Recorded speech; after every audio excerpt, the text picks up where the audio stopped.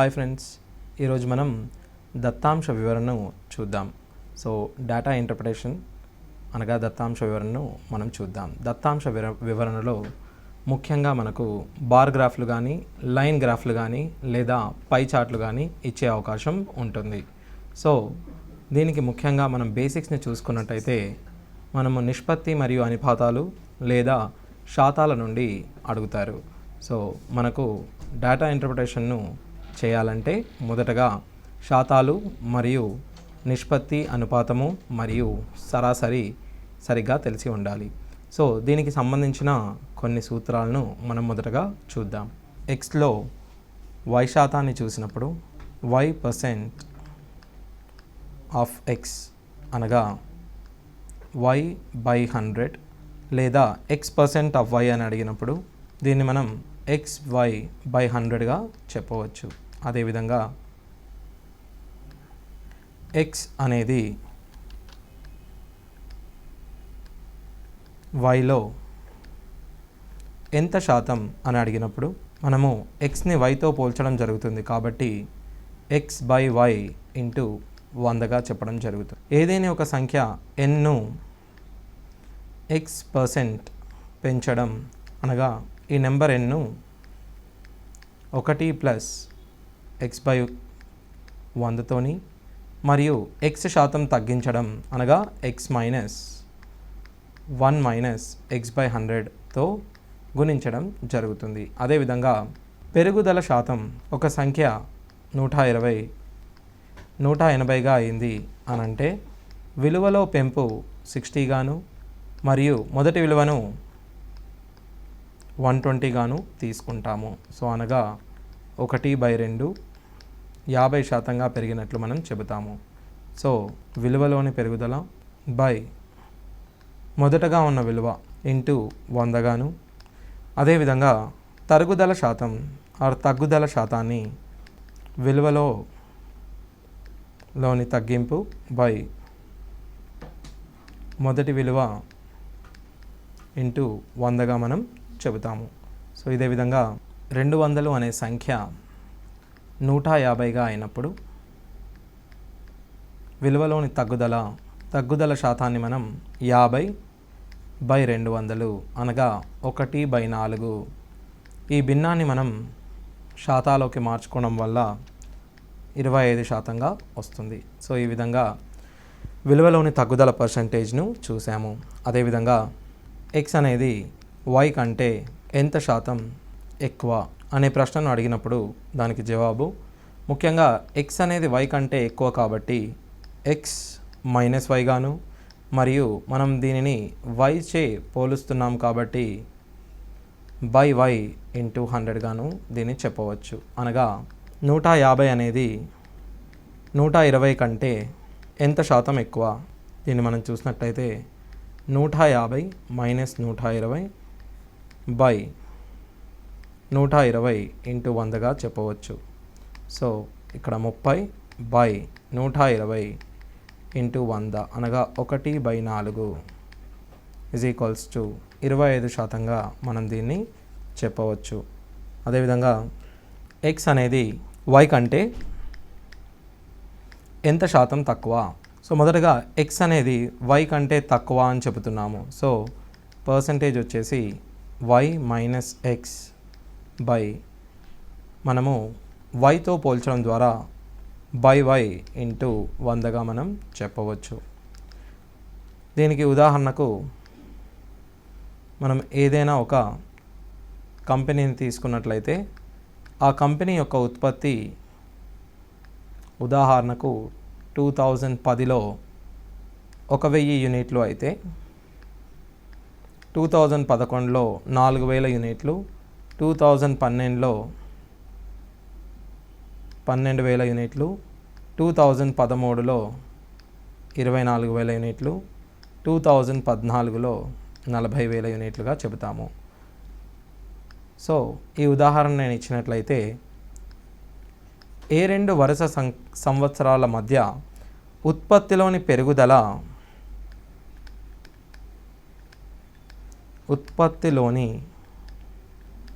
పెరుగుదల శాతం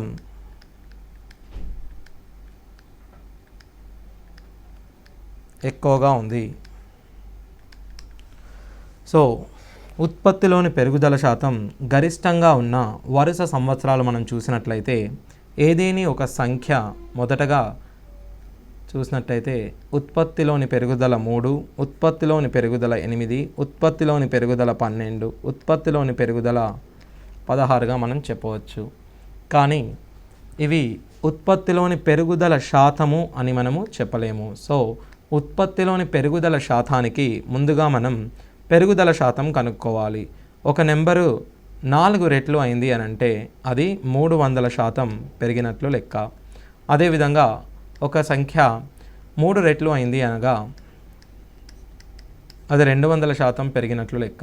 అదేవిధంగా ఒక సంఖ్య 2 రెట్లు అయినచో అది 100% పెరిగిందని, ఒక సంఖ్య 2 రెట్ల కంటే తక్కువగా ఉన్నప్పుడు దానిలోని పెరుగుదల శాతం 100%గా చెప్పవచ్చు. అనగా 2010 నుండి 2011 వరకు గల ఉత్పత్తిలోని పెరుగుదల శాతం అధికంగా ఉన్నట్టు మనం చెప్పవచ్చు.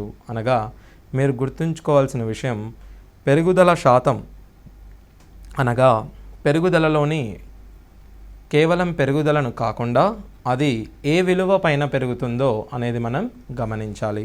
మనం చిత్ర రూపంలో చూసినట్లయితే మొదటగా 2 విలువలను ఇలా తీసుకుందాం. ఈ 3 సంవత్సరాల మధ్య ఉత్పత్తులను మనం చూసినట్లయితే ఏ 2 సంవత్సరాల మధ్య ఉత్పత్తిలోని పెరుగుదల అన్నప్పుడు 1, 2, 3 ఉత్పత్తిలోని పెరుగుదల 2, 3ల మధ్య ఎక్కువగా ఉన్నట్టు మనం చెప్పవచ్చు. కానీ ఉత్పత్తి శాతంలోని పెరుగుదలను మనం చూసినట్లయితే మొదటగా ఇక్కడ చూసుకున్నట్లయితే ఇది 100% గాను మరియు ఇది 100 కంటే కొంచెం ఎక్కువగాను ఉండడం వల్ల ఇది 100 కంటే ఎక్కువ శాతంగా మనం చెబుతాం. అదేవిధంగా మనం ఇక్కడ దీన్ని చూసుకున్నట్లయితే ఇది 100 కంటే ఒక 25% మాత్రమే ఎక్కువగా ఉన్నట్లు మనం చెప్పగలుగుతాం. అనగా ఇది అప్రాక్సిమేట్గా మనకు 150% పెంపు అయితే ఇది కేవలం 125% పెరిగిందని మనం చెప్పవచ్చు. సో ఈ విధంగా చిత్రాలను చూడడం ద్వారా మనము దానిలోని పర్సంటేజ్ పెరుగుదలను సులువుగా చెప్పే అవకాశం ఉంటుంది. సో ఈ విధంగా మనం కేవలం పెరుగుదలను కాకుండా అది ఏ విలువ పైన పెరుగుతుందో అనేది గమనించాల్సిన అవసరం ఉంటుంది. ఒక ఫ్యాక్టరీ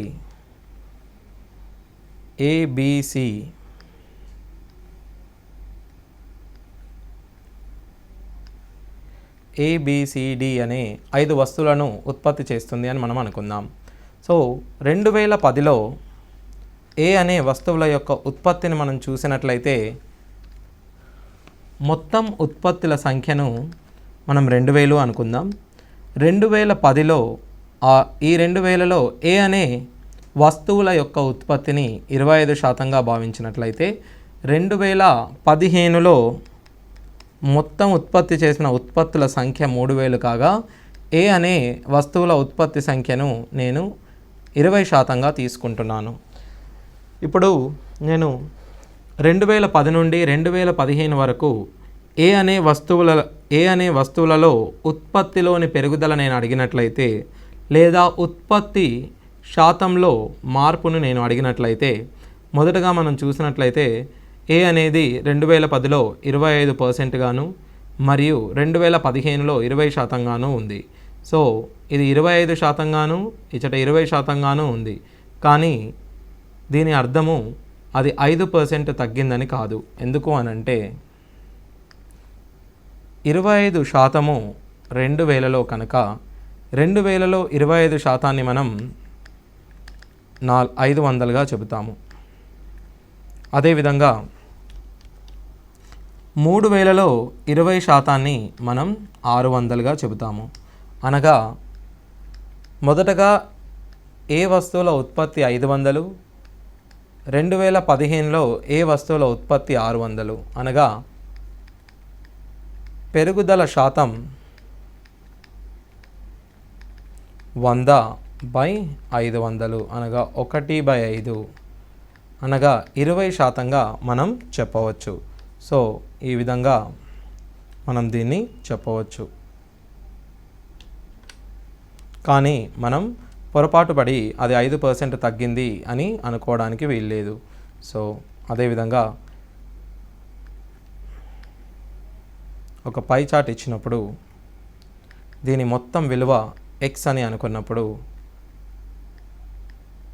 మనం శాతాలలో చూసినప్పుడు ఈ పై చార్ట్ యొక్క మొత్తం విలువ 100%గాను మరియు డిగ్రీలలో చూసినప్పుడు ఈ పై చార్ట్ యొక్క మొత్తం విలువ 360 డిగ్రీలుగాను, విలువలలో చూసినప్పుడు దీని మొత్తం విలువ ఎక్స్ గాను చెబుతూ ఉంటాము. ఒకవేళ మనము దీనిలోని 25% కనుగొనదలిచినప్పుడు మనము ఈ నిష్పత్తి అనుపాతాలను ఉపయోగించాల్సి ఉంటుంది. 100%కి ఎక్స్ విలువ అయినప్పుడు 25%కి విలువ ఎంత? అనగా ఈ ఎక్స్ను 4చే భాగించవలసి ఉంటుంది. ఈ విధంగా ఈ మూడింటి సంబంధం ద్వారా మనము ఒకదానిని ఇచ్చినప్పుడు మరొకటి కనుగొనే అవకాశం ఉంటుంది.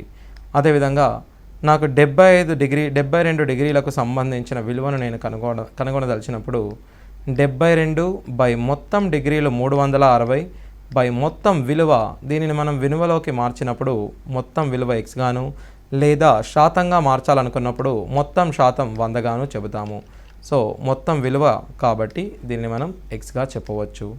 సో ఇప్పుడు ఇదే విధంగా ఒక పై చార్ట్ను మనం ఇచ్చినప్పుడు మనం మొత్తం చూసుకున్నట్లయితే 360 డిగ్రీలు అనగా 100%. మొదటగా మనం చూసుకున్నట్లయితే 36 డిగ్రీలు అనేది 10%కి మరియు 18 డిగ్రీలు అనేది 5%కి సమానము. అదేవిధంగా 36 డిగ్రీలు అనేది 10%కి, అదేవిధంగా 54 డిగ్రీలు అనేది 15%కి, 72, 90, 108, 126, 144, 162, 180 అనగా 18 ఎక్కాన్ని మీరు నేర్చుకోవాల్సి ఉంటుంది. సో ఇక్కడ మనం చూసినట్లయితే 15, 20, 25, 30, 35, 40, 45, 50గా చెప్పవచ్చు. అనగా 40% లేదా 144 డిగ్రీలుగా ఇచ్చినప్పుడు మనం దీన్ని 40%గా చెప్పవలసి ఉంటుంది. అదేవిధంగా 72 డిగ్రీలను మనం ఇచ్చినప్పుడు దీనిని 20%గా చెప్పవలసి ఉంటుంది. అదేవిధంగా 54 డిగ్రీలకు ఇచ్చినప్పుడు దీన్ని 15%గా చెప్పవలసి ఉంటుంది. అదేవిధంగా 72 ఇచ్చినప్పుడు 20% గాను, 90 ఇచ్చినప్పుడు 25% గాను, 162 ఇచ్చినప్పుడు 45% గాను మనం చెప్పగలిగితే దీన్ని అతి సులువుగా చేసుకునే ప్రయత్నం చేయవచ్చు. అదేవిధంగా మనము 9 డిగ్రీలను చూసినప్పుడు 2.5% గాను మరియు 27 డిగ్రీలను చూసినప్పుడు 7.5% గాను మరియు 81 డిగ్రీలను చూసినప్పుడు 22.5% గాను మనం చెప్పవచ్చు. అనగా ఇలా 9 యొక్క గుణిజాలను ఇచ్చినప్పుడు మనము 2.5 యొక్క గుణిజాలను తీసుకునే అవకాశం ఉంటుంది. సో ఇదే విధంగా మనం ఇప్పుడు కొన్ని ప్రశ్నలను చూద్దాం. మొదటగా ఇచ్చిన ప్రశ్నను చదివి అర్థం చేసుకోవాలి. క్రింద ఇవ్వబడిన రేఖాచిత్రంలో 1 నుండి 5వ తరగతి వరకు విద్యార్థుల సంఖ్య 800 అయిన ప్రశ్నలకు జవాబులు కనుగొనండి. సో 5వ తరగతిలో ఎంతమంది విద్యార్థులు ఉన్నారు? మొత్తం మంది విద్యార్థుల సంఖ్య 800. 5వ తరగతిలోని విద్యార్థుల సంఖ్యను చూసినట్లయితే మనం 30%గా చెప్పుకోవచ్చు. అనగా 800లో 30%ని 30/100 × 800 అనగా 30 × 8 240గా మనం చెప్పవచ్చు. అదేవిధంగా 2వ తరగతిలో ఉన్న విద్యార్థులు 4వ తరగతిలో ఉన్న విద్యార్థుల కంటే ఎంత తక్కువ? సో 2వ తరగతిలో ఉన్న విద్యార్థులు 20% గాను మరియు 4వ తరగతిలో ఉన్న విద్యార్థుల సంఖ్య 25% గాను మనం చెప్పవచ్చు. అనగా 2వ తరగతిలో ఉన్న విద్యార్థులు 4వ తరగతిలో ఉన్న విద్యార్థుల కంటే 5% తక్కువగా మనం చెప్పవచ్చు. 5% అనగా మొదటగా మనం చూసినట్లయితే మొత్తం విద్యార్థుల సంఖ్య 800 మరియు దీనిలో 10% మనం చూసినట్లయితే 80గా చెప్పవచ్చు.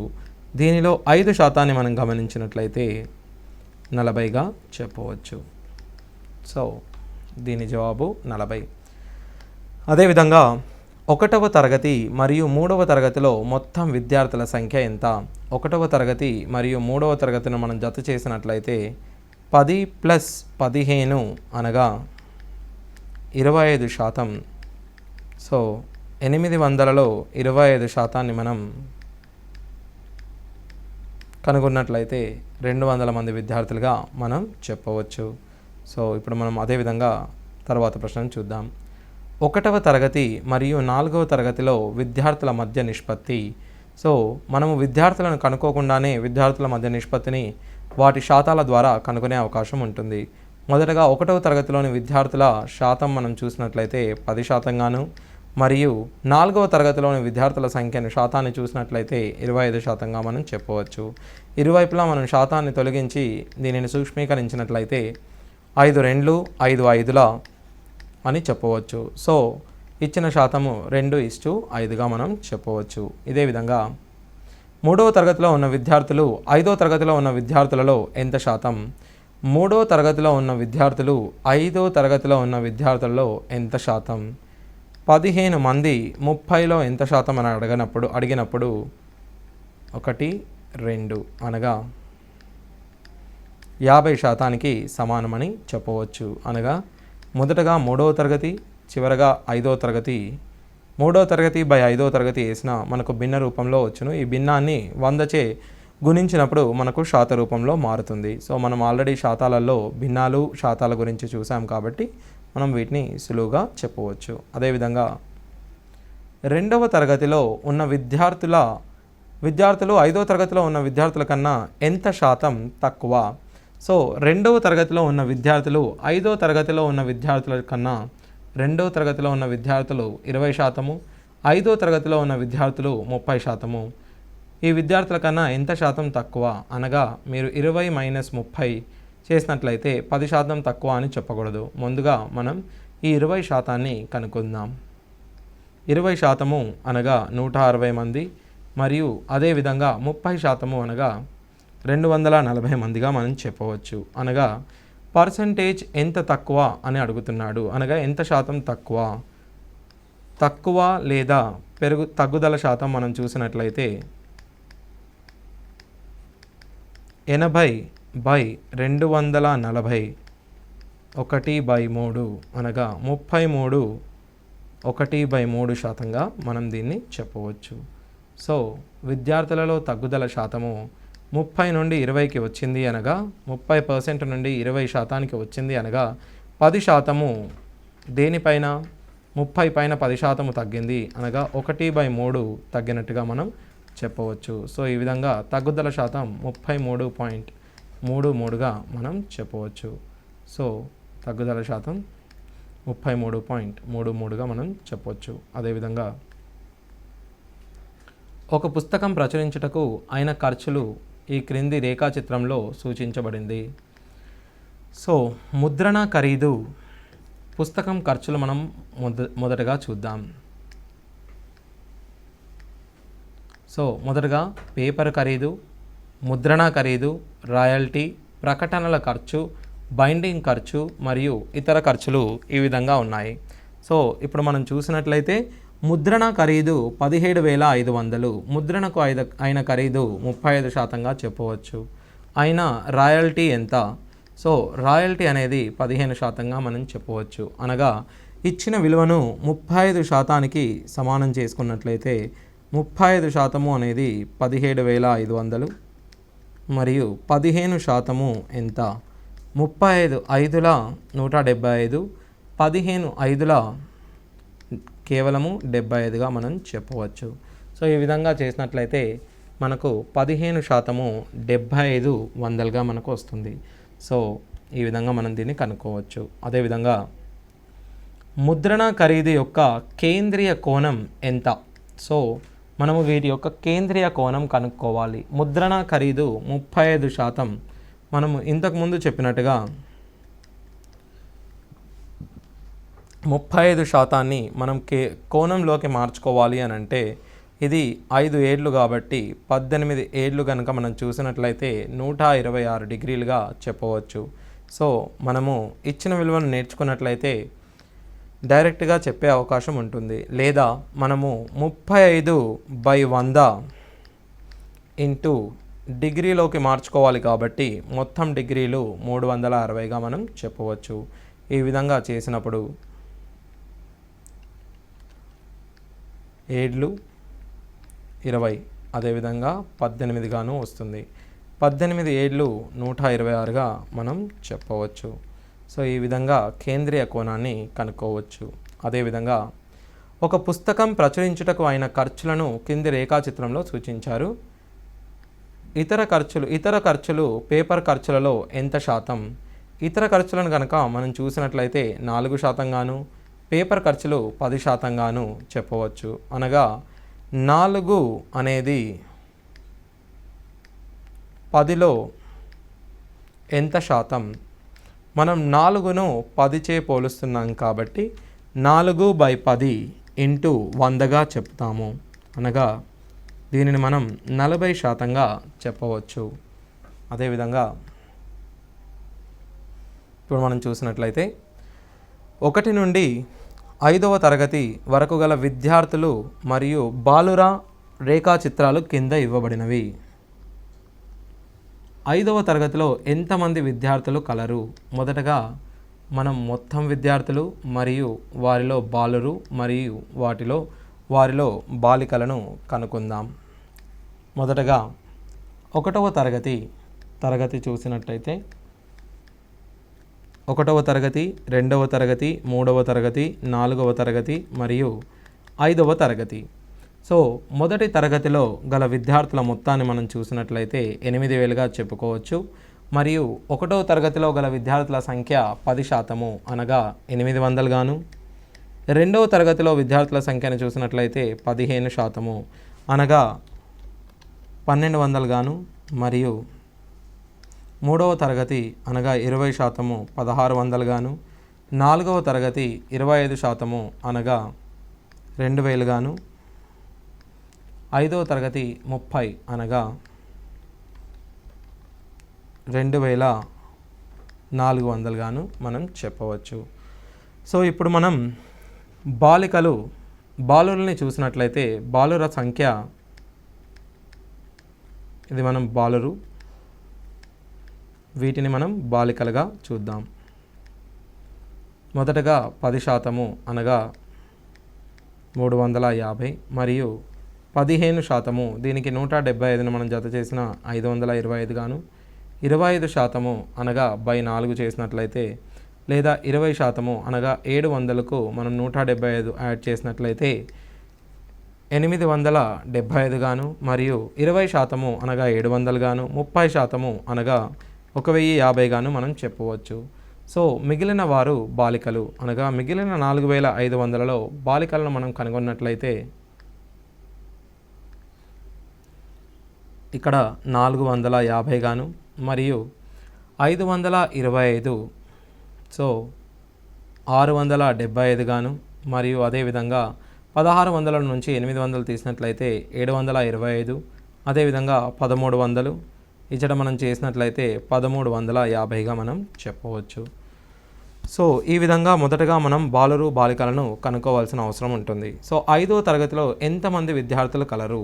5వ తరగతిలోని విద్యార్థుల సంఖ్యను మనం చూసినట్లయితే 5వ తరగతిలోని విద్యార్థుల సంఖ్య 2400గా మనం చెప్పవచ్చు. సో ఇది 5వ తరగతిలో గల విద్యార్థుల సంఖ్యగా మనం చెప్పవచ్చు. 3వ తరగతిలో ఎంతమంది బాలురు కలరు? సో మనము బాలురు బాలికల సంఖ్యను మనం చూడడం జరిగింది. ఇప్పుడు మనం 3వ తరగతిలో కల బాలుర సంఖ్య, 3వ తరగతిలో మనం బాలులను చూసినట్లయితే 875 మంది బాలురు కలరు. కావున మన జవాబు 875గా చెప్పవచ్చు. అదేవిధంగా మరొక ప్రశ్నను దీనిపై మనం చూసినట్లయితే 5వ తరగతిలో ఎంతమంది బాలికలు ఉన్నారు? 5వ తరగతిలోని బాలికల సంఖ్యను మనం చూసినట్లయితే 1350గా మనం చెప్పవచ్చు. సో ఇది 5వ తరగతిలో కల బాలికల సంఖ్య. అదేవిధంగా 3వ తరగతిలో బాలికల నిష్పత్తి ఎంత?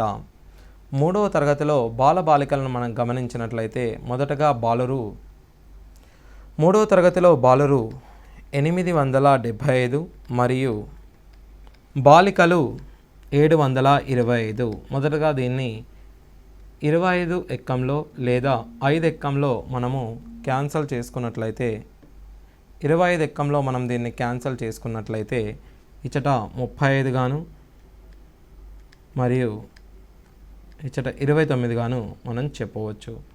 లేదా మీరు దీనిని 5 ఎక్కంలోనూ కట్ చేసుకోవచ్చు. సో మరొక ప్రశ్నను చూసినట్లయితే ఇప్పుడు కంపెనీ బి యొక్క సరఫరా కంపెనీ ఏ యొక్క ఉత్పత్తిలో ఎంత శాతం? మొదటగా మనము ఇచ్చిన కంపెనీల ఉత్పత్తి సరఫరాలకు ఒక పట్టిక రూపంలో రాసుకుందాం. ఇది మనకు ఇచ్చిన కంపెనీ యొక్క ఉత్పత్తి మరియు సరఫరాలు 4190 ఈ విలువ. సో మనం దీన్ని ఒక పట్టిక రూపంలో రాసుకుందాం. మనకు గల కంపెనీల సంఖ్య 6 మరియు మనకు గల ఉత్పత్తి మరియు సరఫరాలను మనం చూద్దాం. ఉత్పత్తి మరియు సరఫరాలు మొదటగా కంపెనీ ఏను బి సి డి ఈ ఎఫ్. మొదటగా ఉత్పత్తి తరువాత సరఫరా. సో ఇచ్చిన డేటాను ఈ విధంగా రాసుకోవడం వల్ల మీరు ఇచ్చిన విలువలను తొందరగా గుర్తించే అవకాశం ఉంటుంది. మొదటగా ఏ యొక్క ఉత్పత్తి 1450, మరలా 3600, మరలా చూసినట్లయితే 3100, అదేవిధంగా 4190 మరియు 3700, అదేవిధంగా 4500గా మనం దీన్ని చెప్పవచ్చు. ఇప్పుడు మనం సరఫరాని చూసినట్లయితే 2100 గాను మరియు 3150 గాను మరియు 2600 గాను మరియు 5000 గాను మరియు 2800 చివరకు 3300గా మనం చెప్పవచ్చు. మనం పట్టిక రూపంలో తీసుకుందాం. సో ఇది మనకు ఇచ్చిన ఉత్పత్తి మరియు సరఫరాల పట్టిక. ఇప్పుడు మనం చూసుకున్నట్లయితే కంపెనీ బి యొక్క సరఫరా కంపెనీ బి యొక్క ఎఫ్ యొక్క ఉత్పత్తిలో ఎంత శాతము? బి యొక్క సరఫరా ఎఫ్ యొక్క ఉత్పత్తిలో ఎంత శాతము? సరఫరా బి అనేది ఎఫ్ యొక్క ఉత్పత్తి మనం చూసినట్లయితే 3150 అనేది 4500లో ఎంత శాతము? అనగా 3150/4500 ఇంటూ 100గా చెప్పవచ్చు. 2 సున్నాలు మొదటగా కట్ చేసుకున్నట్లయితే 9 ఎక్కంలో మనం దీన్ని కట్ చేసుకున్నట్లయితే 9 5లు 9 3లు 27, 9 5లు, అదేవిధంగా 350/5 చేసినట్లయితే 70%గా మనం దీన్ని చెప్పవచ్చు. అనగా కంపెనీ బి యొక్క సరఫరా కంపెనీ ఎఫ్ యొక్క ఉత్పత్తిలో 70%గా మనం చెప్పవచ్చు. సో ఇప్పుడు మనం దీనిపై మరొక ప్రశ్నను అన్ని కంపెనీల యొక్క ఉత్పత్తి సగటు మరియు సరఫరా సగటుల మధ్య వ్యత్యాసాన్ని సుమారుగా ఎంత? సో మనము ఉత్పత్తి సగటు మరియు సరఫరా సగటుల మధ్య వ్యత్యాసం కనుగొనాలి. సో ఉత్పత్తి సగటు మరియు సరఫరాల సగటు మనం కనుక్కోవడానికి మనకు సమయం తీసుకుంటాం కాబట్టి మనం ఏం చేయాలి అని అంటే ఉత్పత్తి మరియు సరఫరాల మధ్య భేదాన్ని కనుక్కొని వాటి మధ్య సగటును కనుక్కోవచ్చు. అలా మనం చేసినట్లయితే మొదటగా ఉత్పత్తి మరియు సరఫరాల భేదాన్ని చూసినట్లయితే ఉత్పత్తి ఎక్కువగా ఉన్నప్పుడు ప్లస్ గాను ఉత్పత్తి తక్కువగా ఉన్నప్పుడు మైనస్ గాను మనం తీసుకుంటాం. సో అనగా -650, అదేవిధంగా మనం చూసినట్లయితే +510 +500 -810, అదేవిధంగా ఇక్కడ 900 గాను ఇది 1200 గాను మనం తీసుకుంటాం. ఇవన్నిటినీ మనం జత చేసినట్లయితే మనకు 1650 గాను వస్తుంది. అంటే వీటి మొత్తాలు ఉత్పత్తి మరియు సరఫరాల మొత్తాల భేదము 1650. వాటి సగటుల మధ్య భేదము అనగా మనము 6చే దీన్ని విభజించాల్సి వస్తుంది. సో 6చే భాగించినప్పుడు మనకు వచ్చే సంఖ్య 275గా మనం చెప్పవచ్చు. సో ఈ విధంగా మనము ఇలాంటి ప్రశ్నలను సులువుగా చేసుకోవడానికి అవకాశం ఉంటుంది. అదేవిధంగా కంపెనీ ఎఫ్ యొక్క ఉత్పత్తి కంపెనీ సి యొక్క సరఫరా కన్నా ఎంత శాతం ఎక్కువ? కంపెనీ ఎఫ్ యొక్క ఉత్పత్తి కంపెనీ సి యొక్క సరఫరా అని అడుగుతున్నాడు. కంపెనీ ఎఫ్ యొక్క ఉత్పత్తి 4500 మరియు సి యొక్క సరఫరాను మనం చూసినట్లయితే సి యొక్క సరఫరా ఇక్కడ మనం డి యొక్క సరఫరా అనేది మనం తీసుకోవాల్సి ఉంటుంది. ఎంత శాతం తక్కువ? మొదటగా 4500 5000 కన్నా ఎంత తక్కువ అని అడిగినప్పుడు 5000 4500 అవుతున్నప్పుడు మనము దీనికి తగ్గుదల శాతాన్ని చెప్పాలి.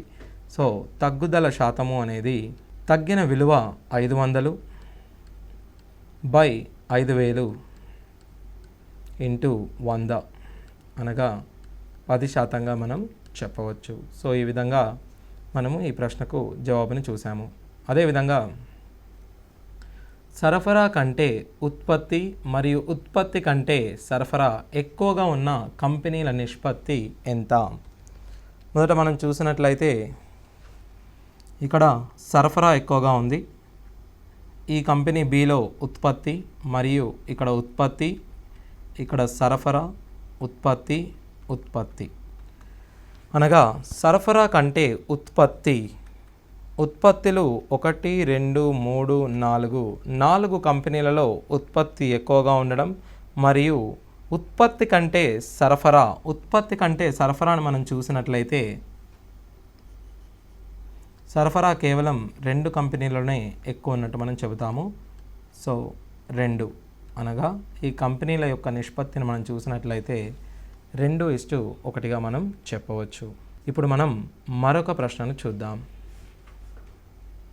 ఆదాయం మరియు ఖర్చులు క్రింది రేఖాచిత్రంలో ఇవ్వబడినవి. సో మొదటగా మనం ఆదాయం ఖర్చులు ఇచ్చిన సంవత్సరాల్లో చూద్దాం. ఇచ్చిన పట్టికను మనం మొదటగా ఇది ఇచ్చిన పట్టిక, ఇచ్చిన గ్రాఫ్ని మనం ఒక పట్టిక రూపంలో రాద్దాం. మొదటగా ఇచ్చిన సంవత్సరము మరియు దాని యొక్క ఆదాయము మరియు ఖర్చులను చూద్దాం. ఇచ్చిన సంవత్సరము మరియు ఆదాయము ఖర్చు. మొదటగా సంవత్సరాన్ని 82, 83, 84, 85, 86. అదేవిధంగా ఆదాయం మరియు ఖర్చు. మొదటగా ఈ విలువలను మనం రాసుకున్నట్లయితే మనం సులువుగా ఆన్సర్ చేసే అవకాశం ఉంటుంది. ఇవి లక్షలలో కాబట్టి మొదటగా ఆదాయము 30, రెండవసారి ఆదాయము 50 మరియు 84లో ఆదాయాన్ని మనం చూసినట్లయితే 40, ఇక్కడ 60గాను మనం చెప్పవచ్చు. సో 40, 60, 60గా మనం చెప్పవచ్చు. ఇదే విధంగా మనం ఖర్చులను చూసినట్లయితే 20, 30, 30, 40, 35గా మనం చెప్పవచ్చు. సో 20, 30, 30 మరియు 40, 35గా మనం చెప్పవచ్చు. సో ఈ కింది విధంగా మనము ఆదాయాలు మరియు ఖర్చులను ఒక పట్టిక రూపంలో ముందుగా పొందుపరచుకోవాలి. సో ఇలా పొందుపరుచుకున్న విలువను మనం చూసినట్లయితే సులువుగా ఇప్పుడు మనం జవాబులు చెప్పే అవకాశం ఉంటుంది. మొదటగా 1983 మరియు 1984 సంవత్సరాల లాభాల మధ్య వ్యత్యాసము. ఓకే, లాభాల మధ్య వ్యత్యాసం కనుక్కోవాలి. మొదటగా 1983లో వచ్చిన లాభము 20 గాను మరియు 1984లో వచ్చిన లాభము ఆదాయము 40 మరియు ఖర్చు 30 అనగా లాభము 10. సో ఈ లాభాల మధ్య వ్యత్యాసాన్ని మనం చూసినట్లయితే సో లాభాలు 20 మైనస్ 10 అనగా లాభాల మధ్య వ్యత్యాసం 10గా మనం చెప్పుకోవచ్చు. సో ఈ విధంగా మనం లాభాల మధ్య వ్యత్యాసం మొదటగా లాభాలను కనుక్కొని దాని తర్వాత వాటి మధ్య వ్యత్యాసాలను కనుగొనడం జరిగింది. అదేవిధంగా సగటు ఆదాయం కంటే ఎన్ని సంవత్సరాల ఆదాయం ఎక్కువగా ఉంది? సో మనం మొదటగా ఆదాయంలో సగటును కనుక్కున్నట్లయితే 3 + 5 8, 8 + 4 12, 12 + 12 24గా చెప్పవచ్చు. ఈ 24 వందలను మనం 5చే భాగించినప్పుడు వచ్చే విలువ 48గా చెప్పవచ్చు. అనగా మనము మన సంవత్సరానికి సగటు ఆదాయాన్ని చూసినట్లయితే 48 లక్షలుగా చెప్పవచ్చు. సో ఎన్ని సంవత్సరాల ఆదాయం సగటు ఆదాయం కంటే ఎక్కువగా ఉంది అని అడుగుతున్నాడు. అనగా మొదటగా 50 అనేది 48 కంటే ఎక్కువగా ఉంది, 60 మరియు 60 అనగా 3 సంవత్సరాలలో ఆదాయం సగటు ఆదాయం కంటే ఎక్కువగా ఉన్నట్టు మనం గమనిస్తున్నాం. ఈ విధంగా మనం దీనిని ఆన్సర్ చేసుకోవచ్చు. అదేవిధంగా 1983 నుండి 1986 వరకు గల లాభం ఎంత శాతం పెరిగింది? మొదటగా మనము ఇచ్చిన సంవత్సరాలలో లాభాన్ని కనుగొందాం. లాభం అనేది మొదటగా 82లో మనం చూసినట్లయితే 10 లక్షలుగాను, చివరిగా మనం లాభం చూసినట్టయితే 25 లక్షలుగాను చెప్పవచ్చు. 10 లక్షల నుండి 25 లక్షలలో పెరుగుదల శాతం మనం చూసినట్లయితే పెరుగుదల శాతానికి సూత్రం పెరిగిన విలువ బై మొదటి విలువ ఇంటూ 100గా మనం చెప్పవచ్చు. సో పెరిగిన విలువ 15, మొదటి విలువ 10 ఇంటూ 100 అనగా 150% పెరిగినట్లుగా మనం దీన్ని చెప్పవచ్చు. అదేవిధంగా అన్ని సంవత్సరాల మొత్తం ఆదాయం మరియు మొత్తం ఖర్చుల మధ్య వ్యత్యాసం ఎంత? అన్ని ఖర్చుల మధ్య మొత్తం ఆదాయం మరియు మొత్తం వ్యత్యాసం ఎంత అని అడుగుతున్నాడు. అనగా మొదటగా 10 లాభం చూసినట్లయితే ఆదాయం మరియు ఖర్చుల వ్యత్యాసాన్ని మనం లాభంగా చెప్పవచ్చు. రెండవ సంవత్సరం లాభం 20, మూడవ సంవత్సరం లాభం 10, నాలుగవ సంవత్సరం లాభం 20, చివరిగా 25. 10 + 20 30, 40, 60, 85 లక్షలుగా మనం లాభాన్ని చెప్పవచ్చు.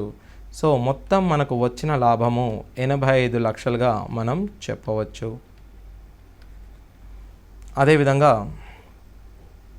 ఇప్పుడు మనం ఒక బార్ గ్రాఫ్ని ఉపయోగిద్దాం. కింది బార్ గ్రాఫ్ XYZ కంపెనీలో ఉత్పత్తి చేసే గోధుమలను సూచిస్తుంది. సో మొదటగా ఈ బార్ గ్రాఫ్ను మనం ఒక పట్టిక రూపంలో రాసే ప్రయత్నం చేద్దాం. సో అలా చేయడం వల్ల మనము ఈ విలువలను సులువుగా కనుగొనే అవకాశం ఉంటుంది. ఒక పట్టిక రూపంలో రాసుకున్నప్పుడు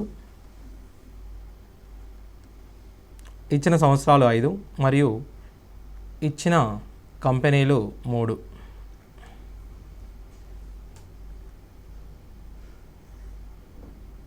సో కంపెనీలు XYZ నిలువుగాను, ఇచ్చిన సంవత్సరాలు 2000 నుండి 2004ను మనం అడ్డంగాను తీసుకోవడం జరుగుతుంది.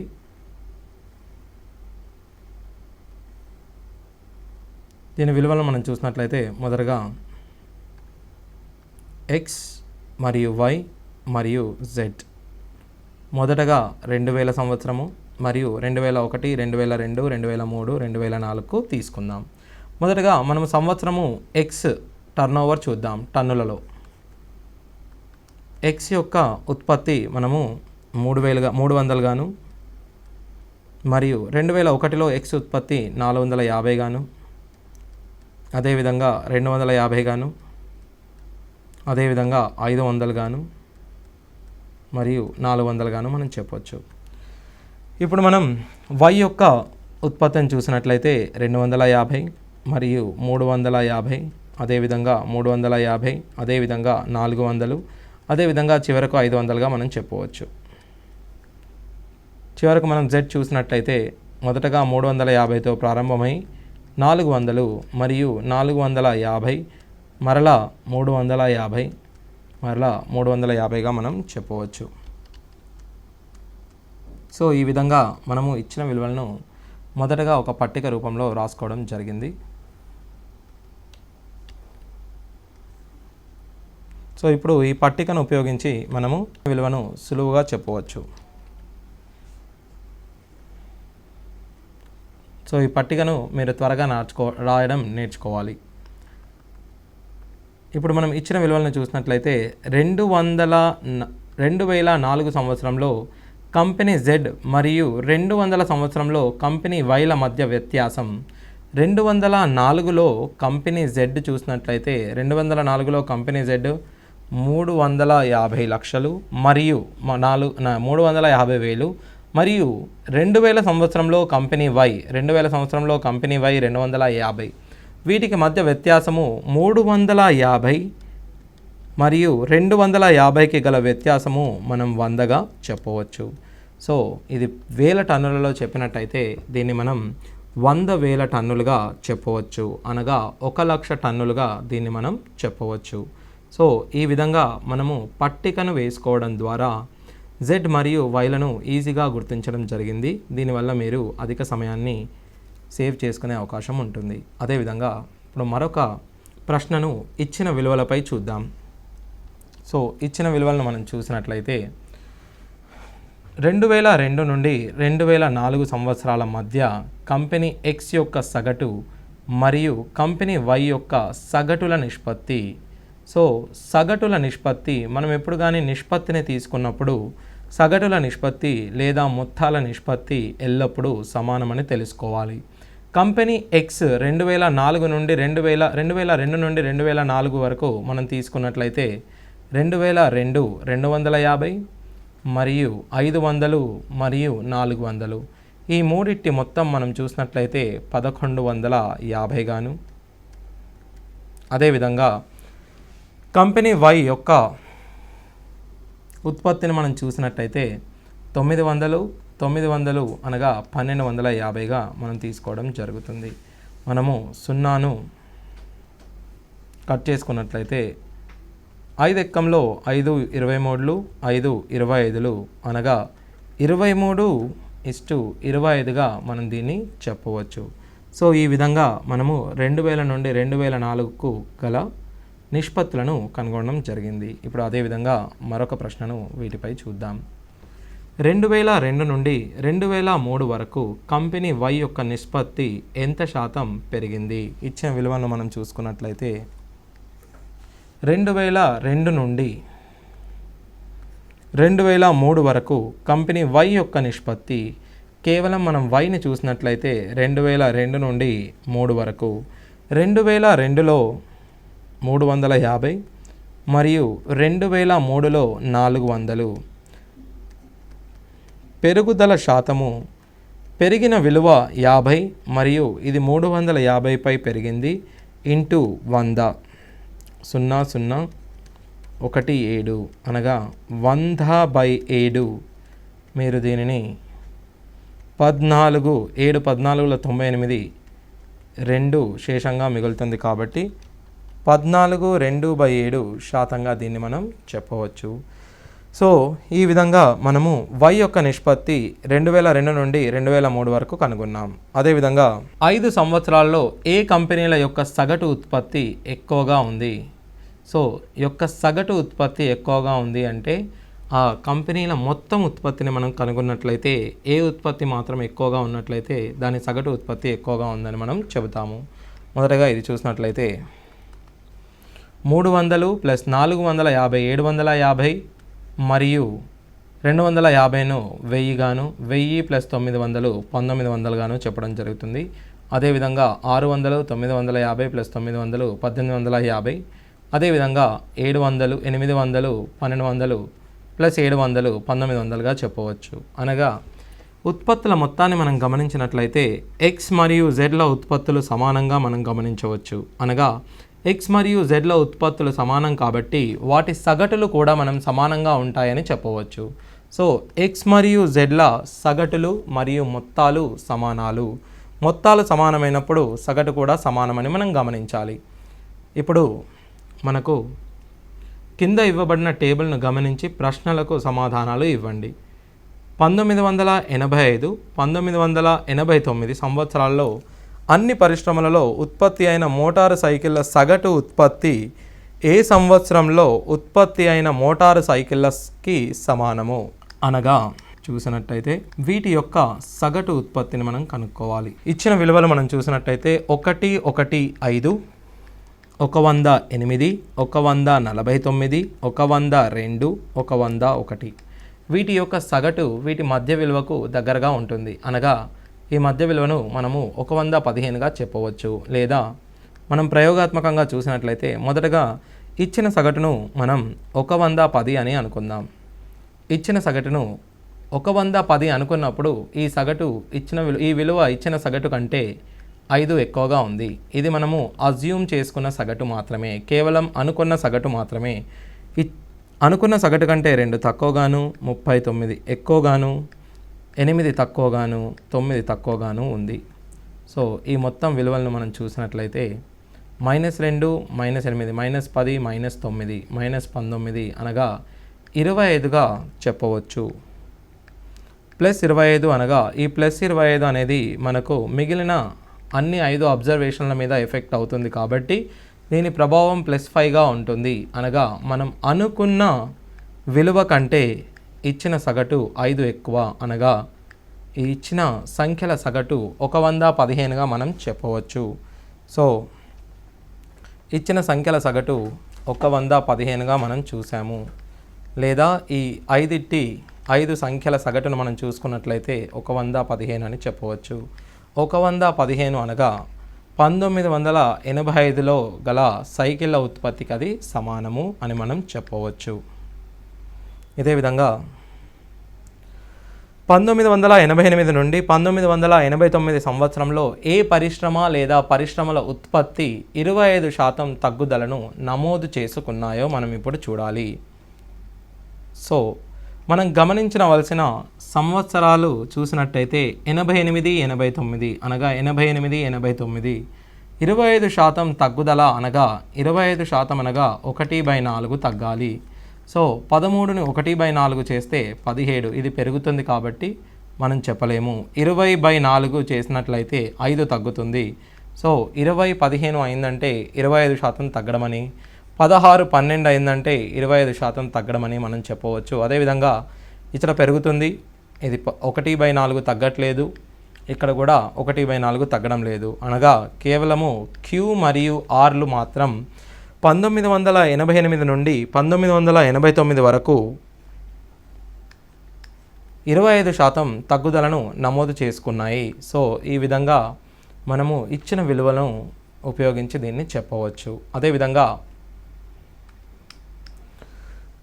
1985 సంవత్సరంలో పరిశ్రమ P మరియు పరిశ్రమ T మోటారు సైకిళ్ళ ఉత్పత్తుల నిష్పత్తిని మనం ఇప్పుడు కనుగొందాం.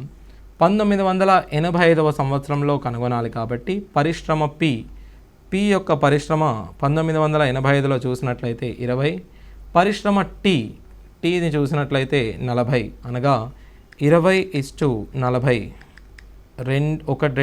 1:2గా మనం చెప్పవచ్చు.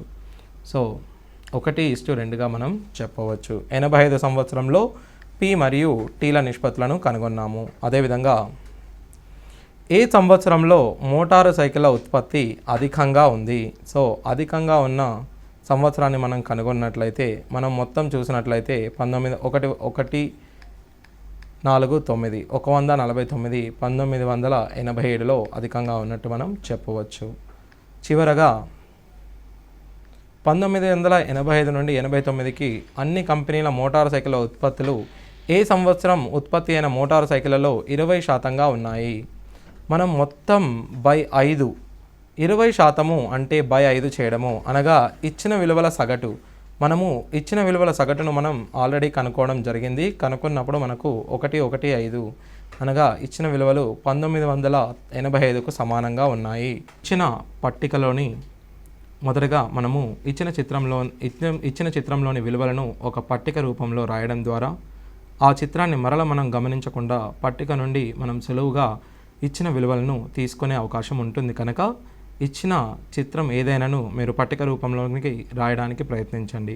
ఒకవేళ ఇచ్చిన చిత్రం నుండి మనం సులువుగా విలువలను కనుక్కోవడానికి అవకాశం ఉన్నట్లయితే మనము పట్టికను నిర్మించాల్సిన అవసరం ఉండదు. సో ఈ విధంగా శాతాలపై మరియు ఇచ్చిన నిష్పత్తులను మరియు అనుపాతాలను ఈజీగా కనుక్కునే ప్రయత్నం చేయండి.